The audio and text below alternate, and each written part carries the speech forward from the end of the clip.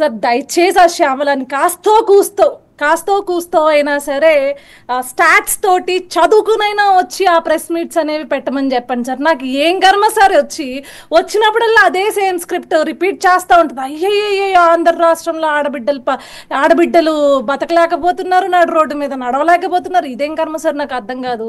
ఆడబిడ్డ ఎప్పుడు బతకలేకపోయింది? గత ప్రభుత్వంలో స్వయంగా స్వతంత్ర దినోత్సవం రోజున గుంటూరులో రమ్య అనే ఒక ఆడబిడ్డని టపా అని ఒక గంజాయి తీసుకున్న డ్రగ్గిస్ట్ గాడు పొడి చేశాడు కదా. ఆ రోజుల్లో ఆడబిడ్డ బతకలేకపోయింది. ఏది ఈ రోజుల్లో అట్లాంటి కేసులేవి ఎక్కడ మనం చూడట్లేదే. ఇప్పుడు ఎక్కడ అట్లాంటి పరిస్థితులు మనం చూడట్లేదే ఈ రోజుల్లో. ఎంత దారుణంగా అంటే నరసరావుపేటలో అనూష అనే అమ్మాయి దగ్గర నుంచి మొదలుకొని, అనంతపురంలో మనం స్నేహలత అనే అమ్మాయి దగ్గర నుంచి మొదలుకొని, ఎక్కడ స్వయంగా జగన్మోహన్ రెడ్డి గారి నియోజకవర్గంలో నాగమ్మ అనే ఒక మహిళ దగ్గర గురించి వరకు వస్తే ఇలాంటి కొన్ని కోకొల్లల ఇన్సిడెంట్స్ గురించి మా అక్క మాట్లాడదు, శ్యామలక్క.